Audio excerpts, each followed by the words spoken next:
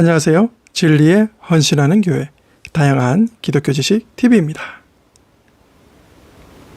예수님의 생애를 다룬 신약성경 사복음서인 마태, 마가, 누가, 요한 이 사복음서를 읽다 보면 같은 내용 말씀 구절이 중복되는 경우가 나타납니다. 그래서 사복음서에서 동일하게 나오는 구절 말씀이 무엇인지 하나하나 차근차근 조목조목 다루도록 하겠습니다. 저번 5번째 영상에는 가룟 유다를 다뤘고 이번 6번째 영상 시작하도록 하겠습니다. 혹시 이 그림 보셨나요? 20세기 초에 활동한 영미권 성경 사파가이자 화가인 J.M. 맥니콜이 그린 그리스도의 체포라는 그림입니다. 마태, 마가, 누가, 요한 사복음서에 기록된 예수 그리스도의 체포 장면을 아주 역동적이고 극적으로 묘사하고 있습니다. 이 부분은 가룟 유다가 예수님에게 입을 맞추며 로마 군병들과 대제사장의 무리에게 내가 입 맞추는 이가 바로 그 사람이라고 신호를 보내는 장면입니다. 그 다음 장면은 이것인데요. 마가복음 14장 51절 52절에만 나오는 독특한 구절을 묘사했습니다. 로마 군인이 청년의 겉옷을 잡자 옷을 남겨둔 채 벗은 몸으로 급히 도망치는 모습이 생생하게 담겨 있습니다.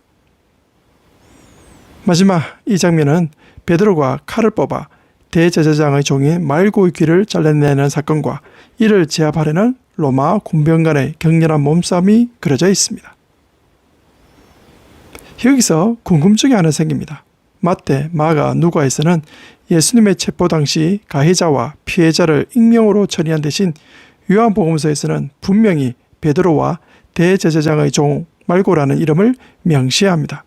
그 이유는 무엇일까요?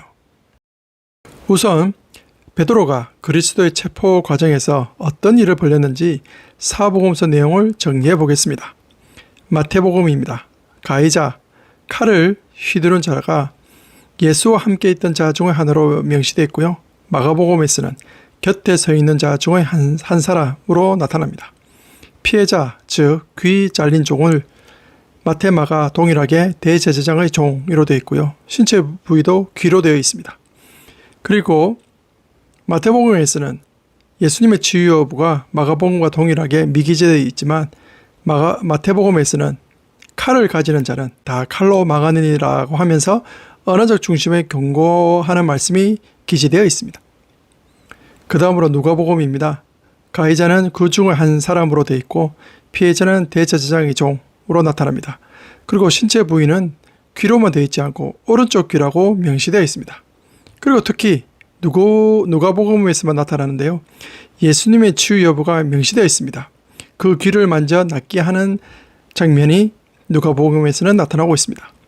그리고 요한복음입니다. 요한복음에서는 가해자가 시몬 베드로라고 명시되어 있으며 피해자도 대제사장의 종 말고라고 이름이 명시되어 있습니다. 신체 부위도 오른쪽 귀로 되어 있고요. 예수님의 치유 여부는 미기재되어 있습니다.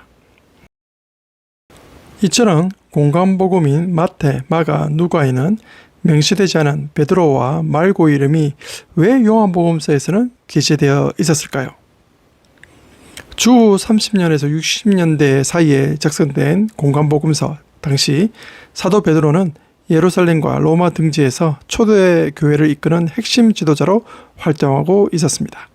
유대 종교 당국이나 로마 수사 당국의 관점에서 대제사장의 수행원에게 칼을 휘둘러 신체 위해를 가한 행위는 중범죄자이자 사법처벌 대상이었습니다. 따라서 초기 복음서 저자들은 베드로의 신변 안전을 보호하고 교회가 사법적 보복의 표적이 되는 것을 방지하기 위해 그 이름을 익명으로 처리해야만 했습니다. 반면 요한복음서는 주 1세기 말인 90년경에 집필된 것으로 추정되며 이때 베드로는 이미 순교하였으므로 실명을 공개하더라도 어떤 법적 처벌이 미치지 않습니다. 또한 요한복음 저자는 대제사장 가문과 개인적인 친분이 있어 대제사장의 종 말고의 이름을 알고 있어서 정확히 기록할 수 있었습니다. 피해자 말고 역시 세월이 흐름에 따라 초대교회 공동체 내에 인지된 인물이 되었거나 기독교로 개종했을 가능성도 제기됩니다. 다음으로 베드로가 귀를 자르는 행위에 대한 의미를 알아보겠습니다. 제사장 성결법전인 레위기 8장 23절과 레위기 21장 16절 24절을 보게 되면 신체에 결함이 있는 자는 제사장 직무에서 배제됩니다.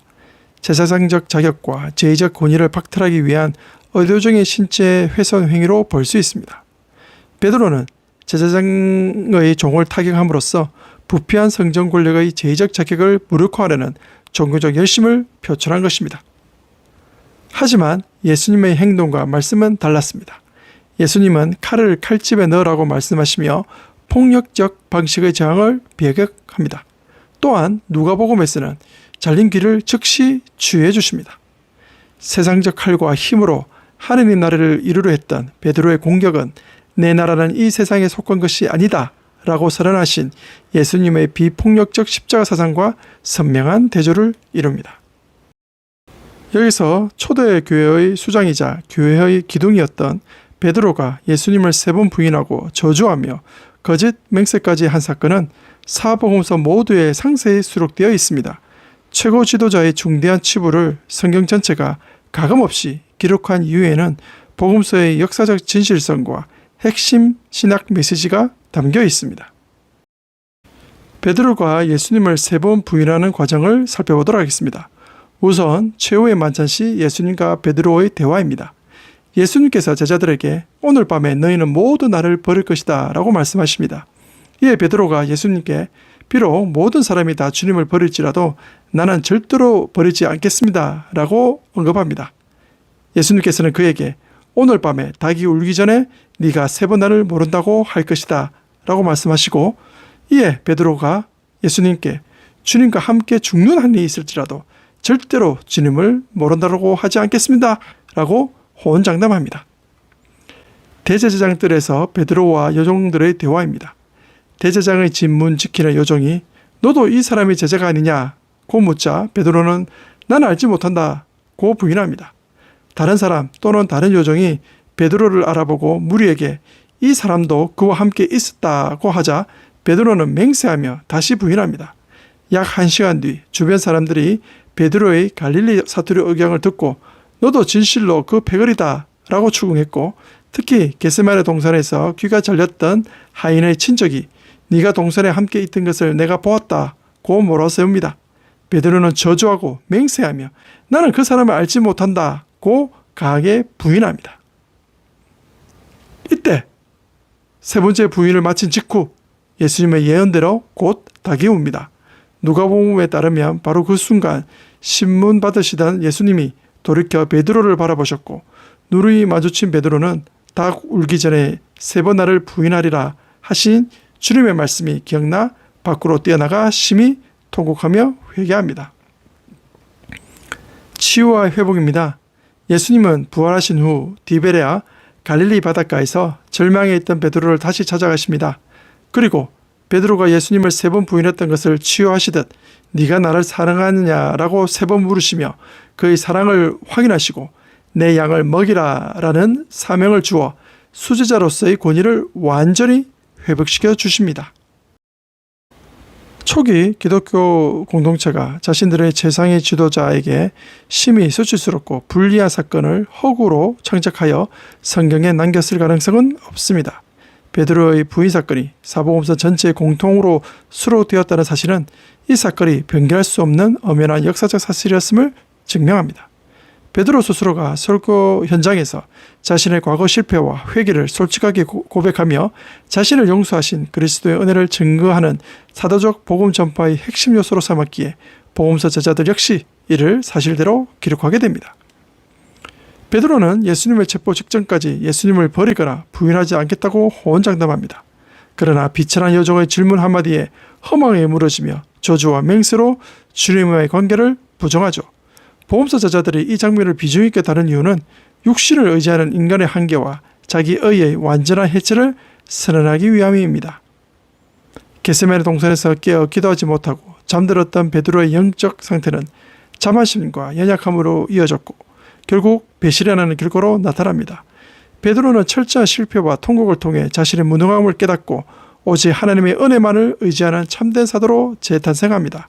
사도직의 권위는 인간적 능력이나 도덕적 완벽함에서 나오는 것이 아니라 죄인을 용서하시는 하나님의 은혜에서 비롯된다는 점을 복음서는 분명히 보여주고 있습니다. 결론입니다. 베드로가 겟세마네 동산에서 칼을 사용한 것과 예수님을 3번 부인에 대한 의미를 요약해 보겠습니다.